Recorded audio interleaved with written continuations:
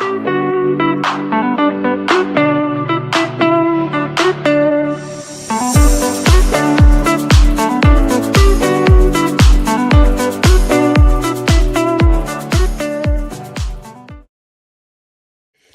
everyone, Anne O'Connell here with OC Publishing, and welcome to the Author Journey. Today is one of those really special days.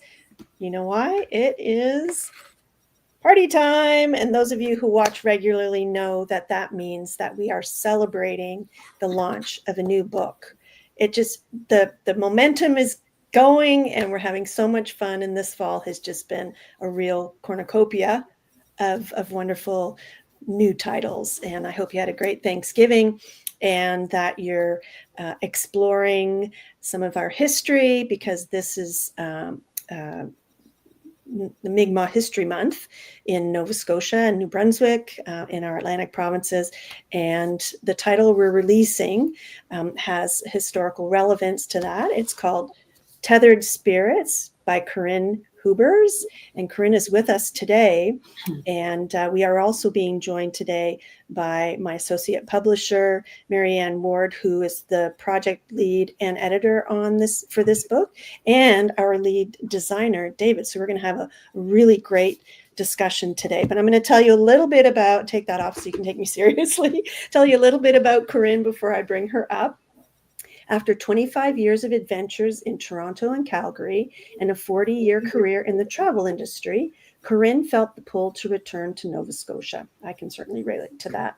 She grew up here, as I did, and as a direct descendant of one of the first 1753 settlers of Lunenburg, her passion for history moved her to write her first self-published novel, Call of a Distant Shore, which won the Silver Medal for Canada East Best Fiction 2009 from the Independent Publisher Book Awards.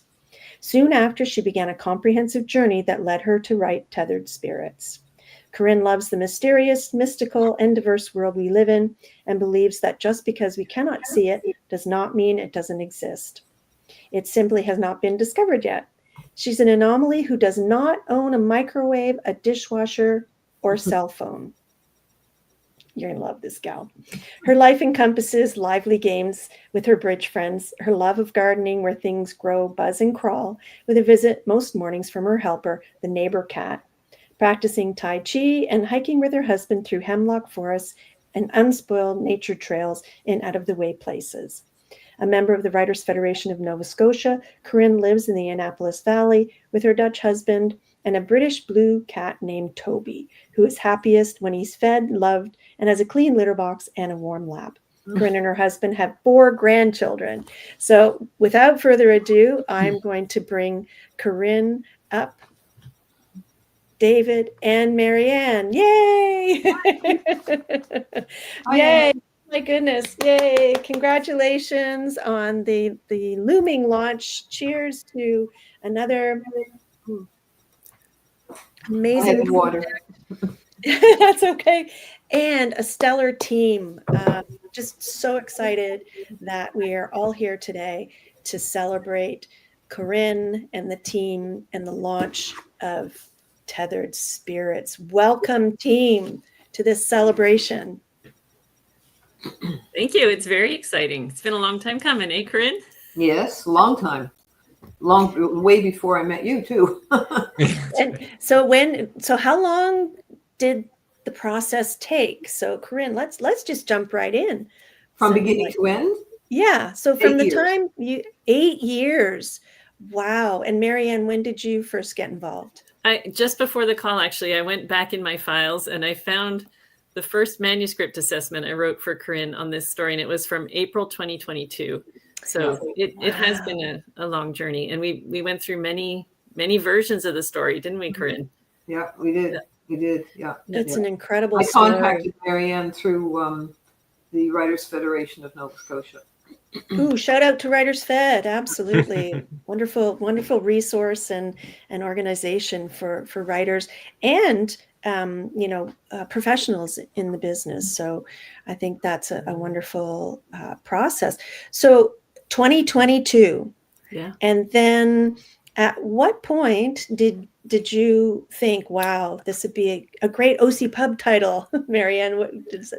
I'd have to go back and check my files. Do you remember, Corinne? Like, Well, this is 25.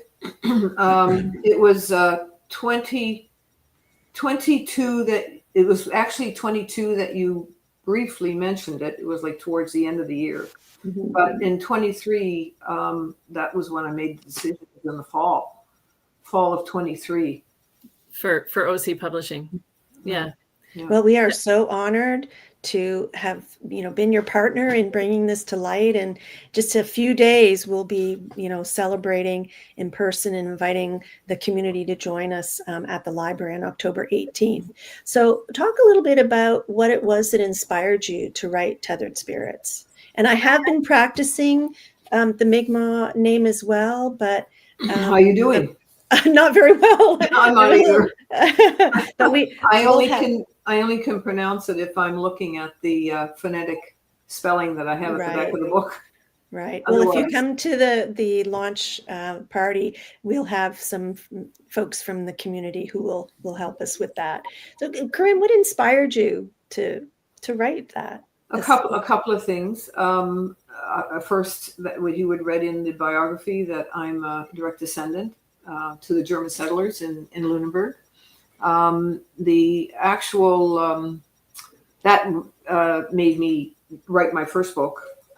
Secondly, of course, is Daniel Paul, We Are Not the Sought Savages.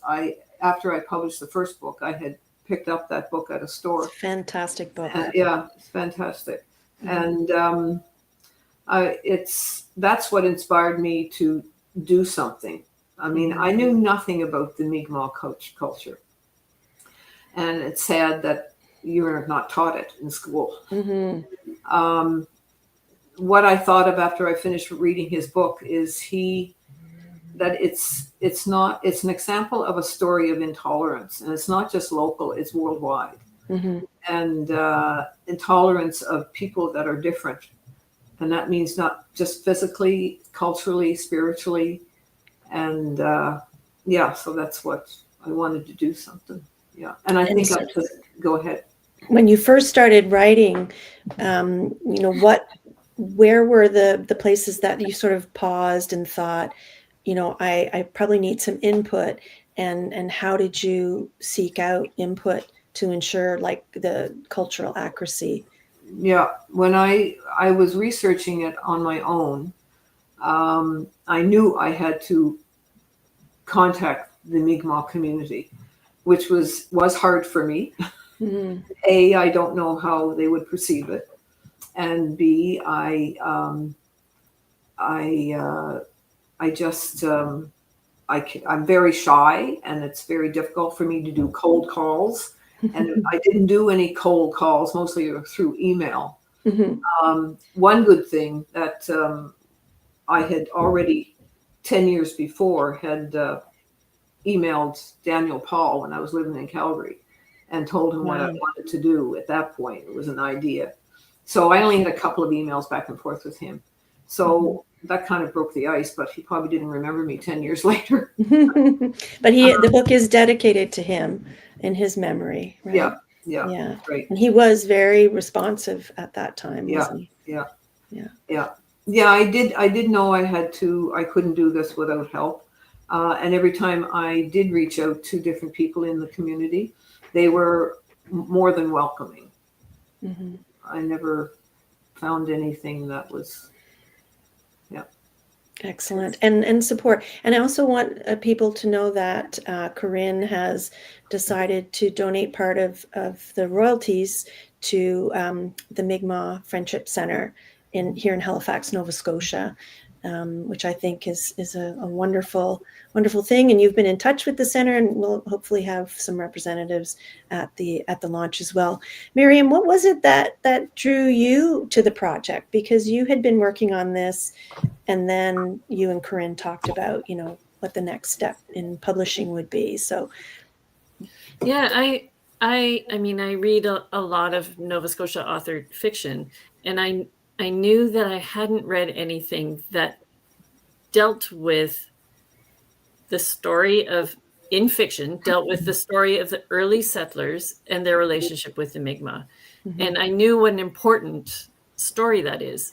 I'll be honest, I also knew that it was a delicate undertaking for someone who's not Indigenous to be telling that story.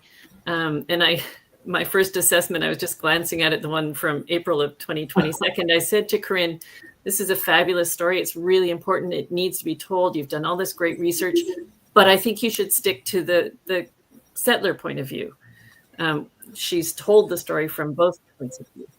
And she held her ground, to her credit, and has done a really beautiful and sensitive job of also telling the story from that Mi'kmaq point of view, and has made the point that a history like ours in Mi'kmaq, to be understood, needs to be told from more than one point of view.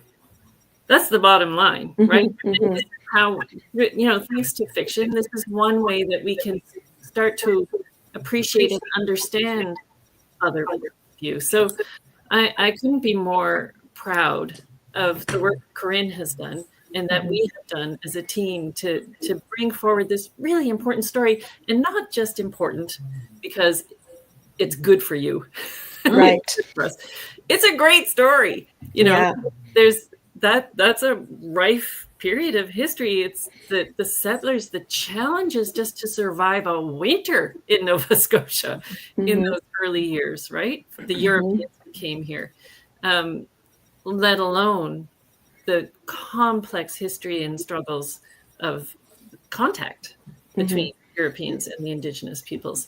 So it's an exciting story too, and beautifully and sensitively told.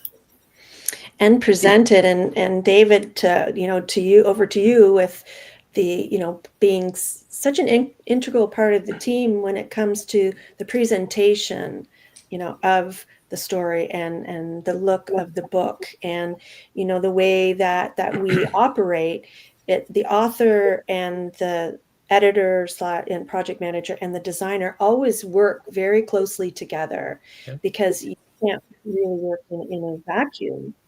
Without understanding all the moving parts. So talk a little bit about, so I just also want to give a shout out to the folks who are watching, and make sure if you have questions and comments, make sure you leave them in the comments. I'll watch for them. Sue Slade's watching. Hi, Sue.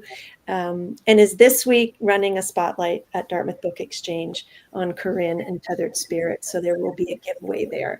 And she loves the cover. So that's a really good segue. David, talk a little bit about that process and how that works, and let's show this beautiful cover again. Yeah, show the cover of the book there.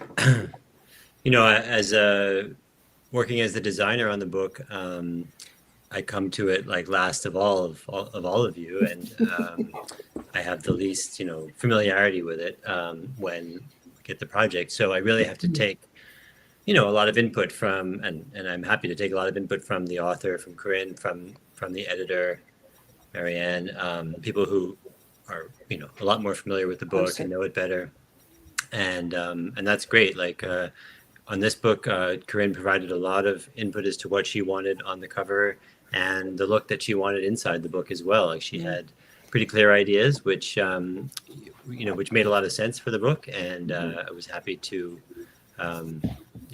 work on those. On the cover, she had a piece of artwork. Can you say a bit about the artwork? Because I wouldn't be able to tell as much as you can. Me? The artwork. Yeah. About the artwork. That's a friend of mine.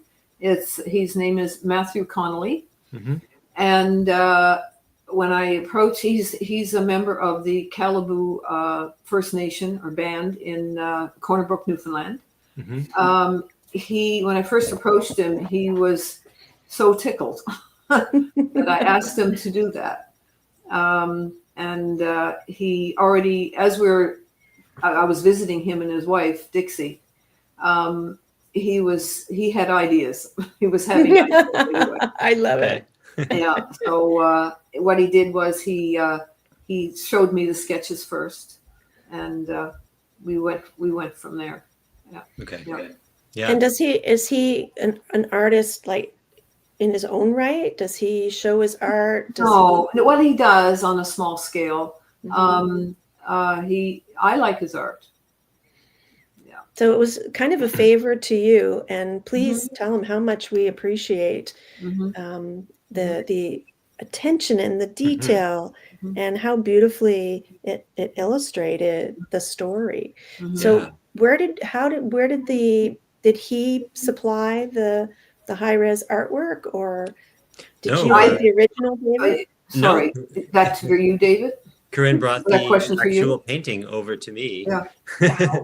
I had the original artwork, and we got it professionally digitized to make sure that it was the best quality possible. And then, once we had a digital version of it, then we could work with it in any way we want. But Corinne had a pretty clear idea of how, she wanted to place it on the cover, and some idea of the background, the type of background she wanted to have. And it makes sense because it's a work of historical fiction. It has a certain look and feel to it. And the painting sort of sets the tone, and everything else we did with the cover, basically adds to it, giving it a certain, setting the title in a certain way. We put a couple of, scroll designs. It has a little bit of a vignette darkening around the edges, and, just has a nice, and I think it's important for people to understand. We have a lot of new authors who tune in, and even people who are avid readers who maybe don't understand what goes on behind the scenes, which is why I love these discussions. Yeah. And you just don't slap a piece of artwork on a cover. And one of the things we also pride ourselves in is nothing is AI generated. So original art is really, I love original art. I want to support creators. And so when you take that painting, like, you're not just making a photocopy of it, and it has to be handled delicately. And this is where the skills and talent of a graphic designer also come in, that has an understanding, right, David? Like, talk a little bit about that. Yeah, to some extent. I mean, the artwork is, it speaks for itself. I wouldn't do too much to it, but right. When you take something that's in print or a painting or something like that, and then you scan it, digitize it, it's going to affect a little bit of how it looks on the screen will be a little bit different. So usually it may need a little bit of processing just to make sure the colors are right and stuff. But I really didn't want to do too much with it. I think we brightened it up a little bit, that sort of thing. But then again, it had a certain tone, and you don't want to lose that. So yeah, I try to keep as light a touch on it as possible. And And Marianne, you talked about, sort of the back and forth. David alluded to, Corinne had a lot of ideas and was very clear on how she wanted the cover to look. But what does that sort of, when you're coordinating the project, how does that look as it sort of unfolds? I mean, I'm glad we get to have this conversation, because you're right. People wouldn't know all the particular decisions that are made for the look of a book. So, there's this beautiful script for the title. David found various ones that could work, that looked like they were, written with an ink quill or something. And one of them, I remember the T, it didn't read as clearly as a T. So he swapped out the T for another T that was more legible, like fine tuning and everything about it. The size of the font below with the Mi'kmaq translation, whether the author's name is here or below the blurb that's on the cover, what blurb goes on the cover. Every single item, individual item, is something that's been considered, carefully considered and debated and tried. It's not that we went through endless versions, David, but we probably went through 4 or 5.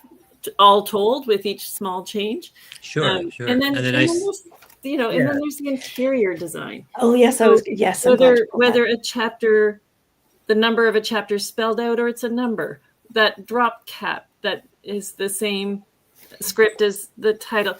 Everything where the page number goes. These things are all carefully considered, and it's a pleasure working with a designer like David, who gets that it matters.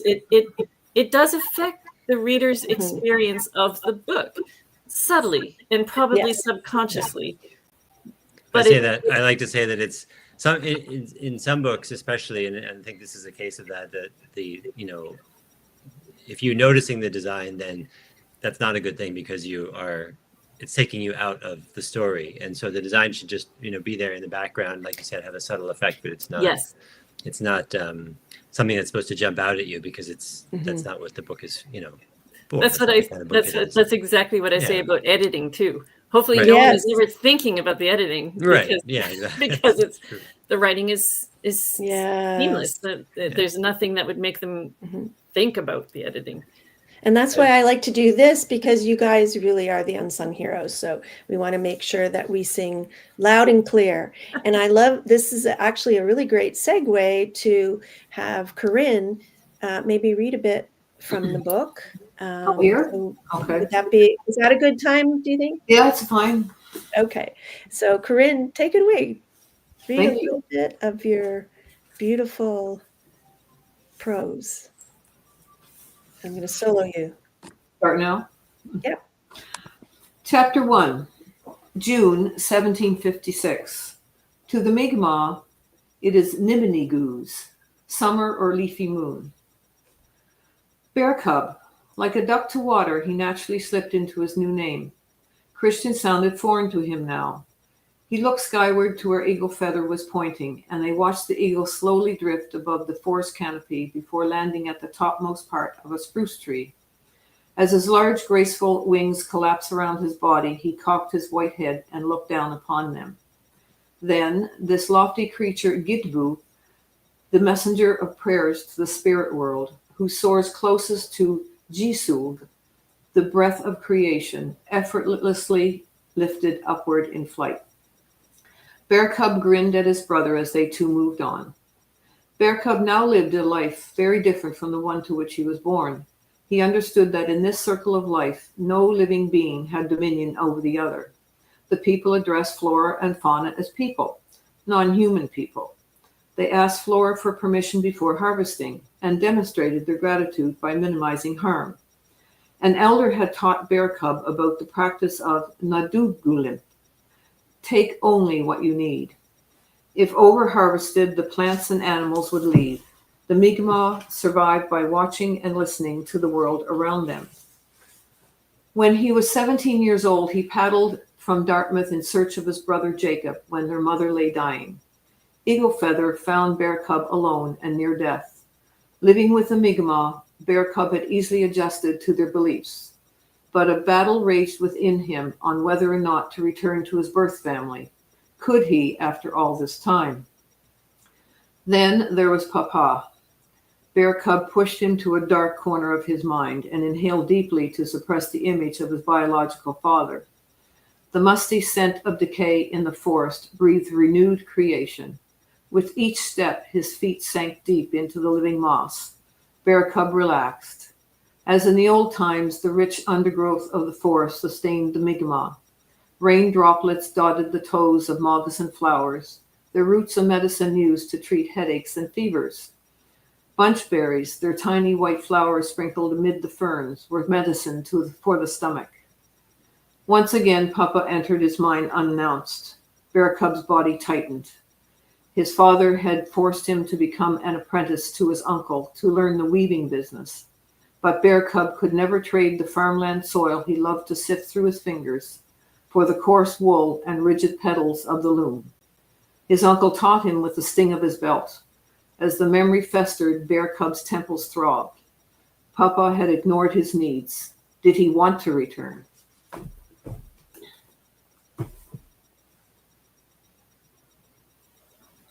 Can't hear you.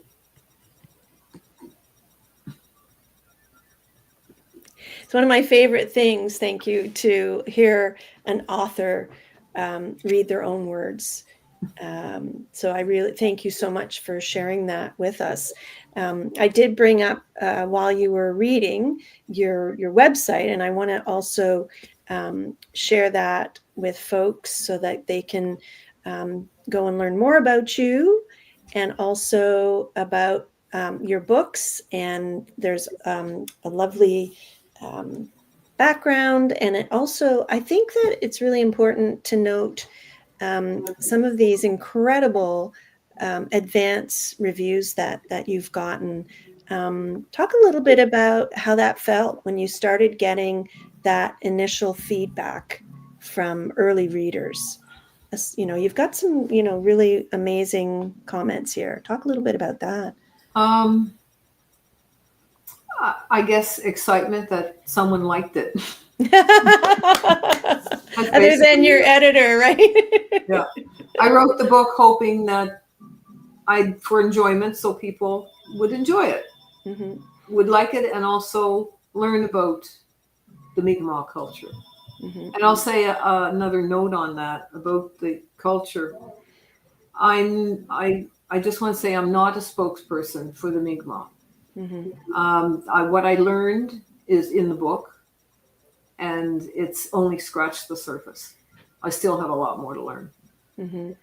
And I think that that's a really valuable point to make, because we all do. And, it's a good time to reflect during Mi'kmaq History Month. But I think that everybody should reflect all the time, like not just in October, because, it's such a foundational part of our history. And, we're sort of in the midst of truth and reconciliation, and knowledge, I think, is power and truth. So congratulations for the courage to tell your story and to reach out to the Mi'kmaq community for their input. So, hopefully we'll have more of these kinds of stories. Any final thoughts, David or Marianne, before we? I wanted to point out, at first, tip of the hat to Corinne for her pronunciations of the Mi'kmaq terminology, even in that opening passage. But I did want to underscore that as a feature of the book, that Corinne has employed Mi'kmaq terminology, and the book has quite an extensive glossary at the back, with not only definitions for the terms that she uses, but a little pronunciation guide. And that was something else that we worked on. Corinne especially worked on very hard with her various people that she's been consulting along the way to make sure that was accurate and useful for readers. So I love that that's part of the book as well. It was one of the final pieces we were waiting for. That's right. To make sure that the terms were, as accurate as possible, that the definitions were as accurate as possible to really. That glossary was painful. Yeah. It's also a wonderful resource now. Yes. People will have that at their fingertips. There's even just that, the glossary at the back. That's wonderful. And the review and collaboration was with the very well-respected Mi'kmaq elder and linguist, Dr. Bernie Francis, and Trudy Sable, who was one of his co-authors with one of the books that you used for research. And people who are curious and read Tethered Spirits and are practicing the glossary, if you want to actually hear Dr. Francis, you can go to the Museum of Natural History, and there's like a hologram of him speaking about the Mi'kmaq language and these pronunciations. So that's a lot of fun. It's like he's in the room with you. So again, congratulations for seeking out and finding the folks who could really, give you the proper pronunciation, the proper spellings, and correct any, maybe misunderstandings. Any other thoughts or some of the feedback that you got, Corinne, while you were in the process of writing and researching? Say that again? What other sort of feedback did you find especially valuable from when you were researching? When I was researching it. And speaking to everything. Folks. I mean, everybody that I reached out to, I mean, even it was just a couple of emails or, communication, and everything was important. I mean, I learned right from scratch. It's there was nothing particular. Everybody had their own different way of like Dr. Paul was my sensitivity reader, So he had a lot of input in that. Once he read it, he and I incorporated into the story. Bernie Francis, he did not read it at first. He's in the process of reading it now. Carolyn Landry, who is from Annapolis Valley First Nation, she read it and she had input, and she was a sensitivity reader as well. Yeah, and Matthew. That's congratulations. And we've a couple other folks who have joined us and have some Lana Shoup. Hi, Lana. Nice to see you. She says, I'm learning so much, and loves the cover as well. She's savoring the story. So I think that it's going to, be very well read far and wide. And I'm very excited about our pending launch on Saturday. And again, thank you so much to the whole team for creating this beautiful book. And, we're really excited. October 18th is the official launch of Tethered Spirits by Corinne Hoebers, edited by Marianne Ward, and designed by David Edelstein, the dynamic team. So thanks again, Corinne. I would like to say one more thing. Yes, please. That no author does it alone.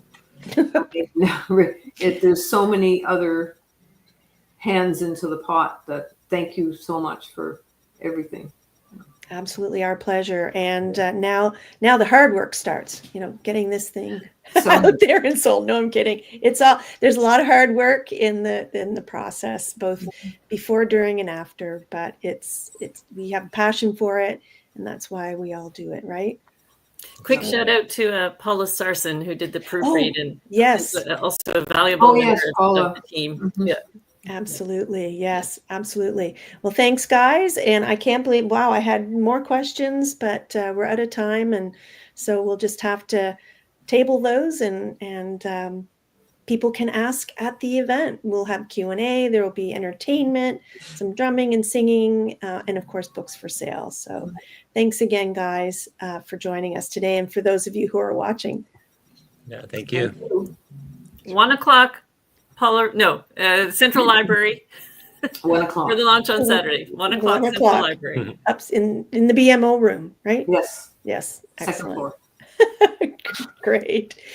So hope you can all join us at the launch of Tethered Spirits this Saturday, October 18th. If you're watching live, if this is a recording that you're watching, the book is available wherever, online, wherever books are sold, and check your local bookstore as well. So for now, I will say goodbye, and thank you for joining us on the author journey today. I'm Anne O'Connell with OC Publishing. I hope you're reading lots of great books and you're writing up a storm, and we'll see you next time on the author journey. We'll see you soon. Bye for now.